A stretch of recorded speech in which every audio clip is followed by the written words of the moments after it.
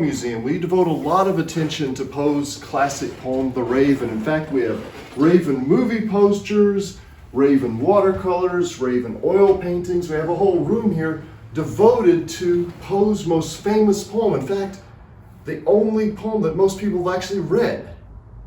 But what if The Raven had never happened?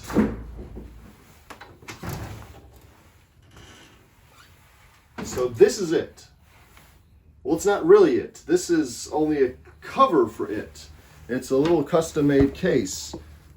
But this is it. A rare first edition. There's only about 20 copies left of Poe's third book of poetry, simply titled Poems of Edgar A. Poe, dated 1831. And if you look closely, it does say second edition. But I just told you it was a first edition. It is a first edition, but Poe considered it his second edition of poetry after this one, his 1829 book, Alaraf, Tamerlane, and Minor Poems, which actually wasn't Poe's first book of poetry either. It was this little one, simply called Tamerlane. And Poe didn't even sign it. It just says, by a Bostonian. But Poe didn't consider this his first book of poetry because it was never actually distributed. They only printed about 50 copies, and Poe didn't even own a copy because he was never able to pay for those 50 copies. So he considered his second book his first book, and his third book his second book. You got it? Now, Poe published poems while he was a cadet at West Point. Now, how did he get to West Point? Well, when he was 18 years old, he ran away from home. He dropped out of college. He couldn't afford to stay there. So he decided to see the world, have all sorts of adventures. He enlisted in the U.S. Army up in Boston, which is where he published Tamerlane just about a month later. And that took him down to Sullivan's Island, South Carolina, then back up here to Virginia. In 2 years' time, he did something pretty extraordinary. He did something usually takes 17 years or more to do. He made it from a private to a sergeant major. He did so well, he thought, you know what? I should be giving orders. I should be an officer. I should go to the United States Military Academy at West Point, and maybe one day you'll be talking about General Edgar Allan Poe. But to get out of the military in order to go to West Point, he had to get somebody to serve out the rest of his enlistment in his place. He actually hired a substitute to take his place. You'll never guess where he came with the money to pay somebody to take his place. Well, he didn't come with the money. He never paid the guy, and that got him into more trouble later. But Poe was able to get an appointment to West Point. He traveled up to New York State, and he got great letters of recommendation from his commanding officers and also from family friends like General Winfield Scott. And by all accounts, he did pretty well while he was there. He was in a class of 87 students. He finished up the year 17th in his class in mathematics, third in French. We actually have some pages here from a textbook that was being used at West Point while Poe was there. And these show some diagrams, mostly of physics and astronomy, and gives you an idea of what sort of things they were studying.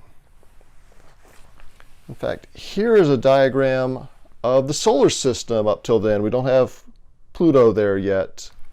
It only goes as far as Herschel, which now we call Uranus. But that gives you an idea. Poe was actually a pretty good student, but he didn't have any money. Mr. Allen had refused to pay all of Poe's tuition expenses over at UVA, and now he's doing the same thing with Poe's West Point. He needed more money for uniforms, that sort of thing.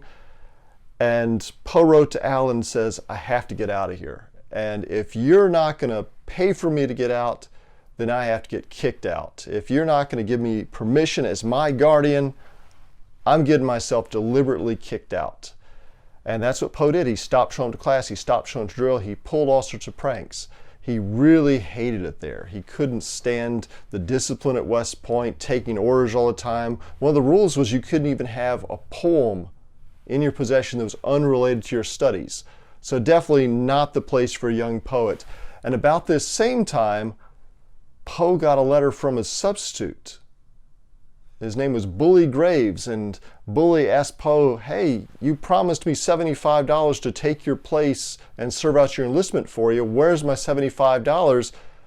I wrote Mr. Allen about it, and he said he didn't know anything about it, and he's not going to pay me. And Poe wrote back to him and says, well, Mr. Allen's kind of a drunkard. He probably got drunk and forgot all about it. Bully turned that letter over to Allen, and that's where they found the letter. It was actually in John Allen's files, and after that, John Allen wanted nothing more to do with Poe, completely cut him out of his life. He just considered him a spoiled, ungrateful brat. And meanwhile, at West Point, Poe was developing a bit of a reputation as a poet. In fact, they were already saying he's too mad for West Point. He has to be a poet. And his reputation was for writing hilarious poems, making fun of their commanding officers, making fun of fellow cadets. So his cadets came to him and said, why don't we help you get a book of your poetry published? There's no way that a publisher is going to pay Poe for his poetry, but Poe might be able to get another book published if he can convince the cadets to chip in.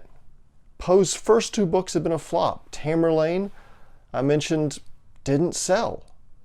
Al-Araf didn't really sell, got a few reviews. I think the best one said that it's nonsense, but it's exquisite nonsense. So these cadets were taking a chance. Maybe Poe should stop writing this dreary, melancholy poetry and turn to writing funny poetry.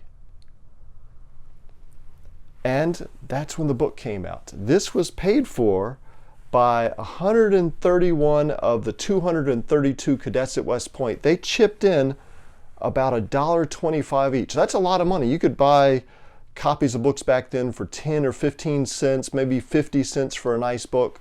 So these were people who were investing in getting about 1,000 copies printed so it could actually sell outside of just West Point. And they had a lot of faith in Poe until they saw the book. And one of his fellow cadets, Alan Magruder, said it was a miserable production mechanically, bound in green boards and printed on inferior paper, evidently gotten up at the cheapest scale. I remember a general expression of indignation at the inferior quality and condition of the book. Another cadet, Thomas Gibson, said the book was received with general expressions of disgust. It was a puny volume of about 50 pages bound in boards and badly printed on coarse paper. And worse than that, it contained not one of the squibs and satires upon his reputation at the Academy had been built up. So they expected their funny poetry, and instead, it's things like The Sleeper, oh, the lady sleeps, soft around from where the worms creep. So a love poem out of decomposing corpse, the worms and maggots crawling all over it. A lot of melancholy, sad, depressing stuff.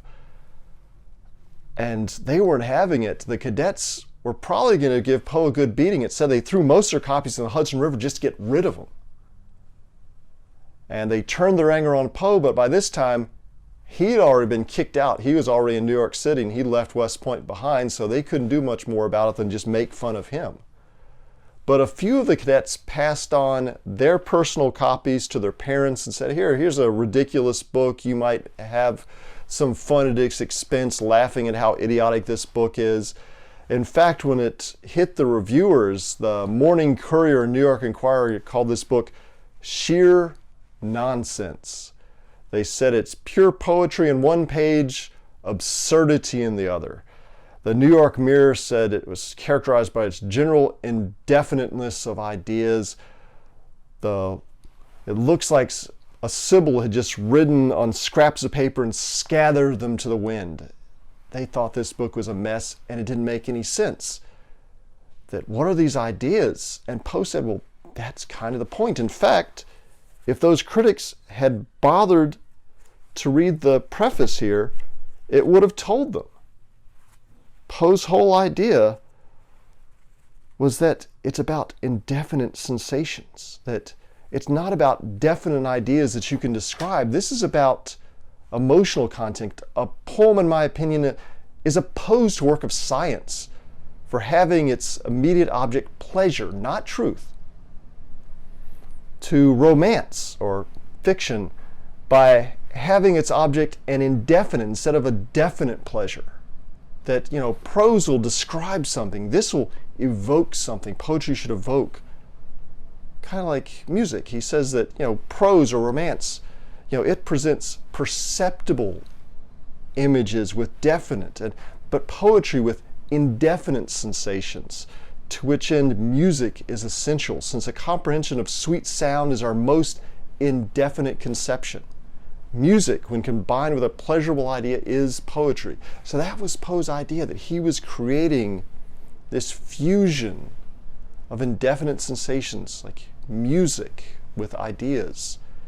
And I guess the critics just weren't having it, back then at least. Since then, critics like Arthur Hobson Quinn have come out and said, well, if his second book there, Al-Araf, contained poetry unlike anything ever written in America up to this point, this third book contained poems like To Helen and Israfel, which are unlike anything ever written in the English language.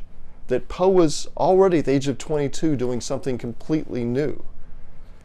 So not bad for his third book of poetry, even though once again it was a critical and commercial flop.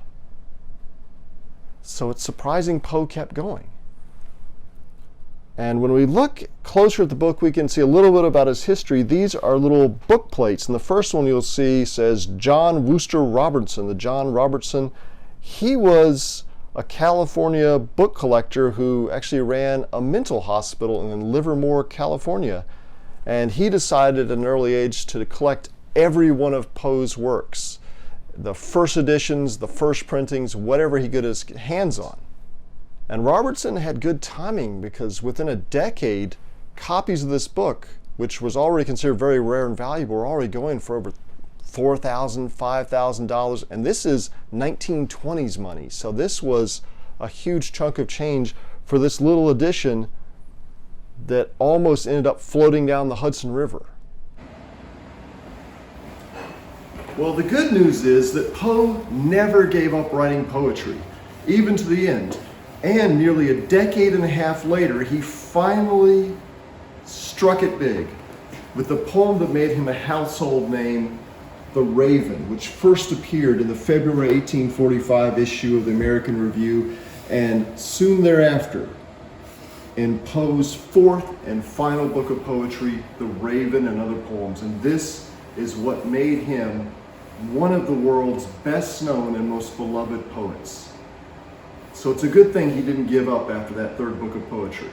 In fact, even at the end of his life, even after all the poverty, the despair, the hardship, Poe said that he wouldn't give up poetry for all the gold in California, that that's what led him on all these years and gave his life meaning. So thanks for joining us this week in the Curator's Crypt. We'll see you next time.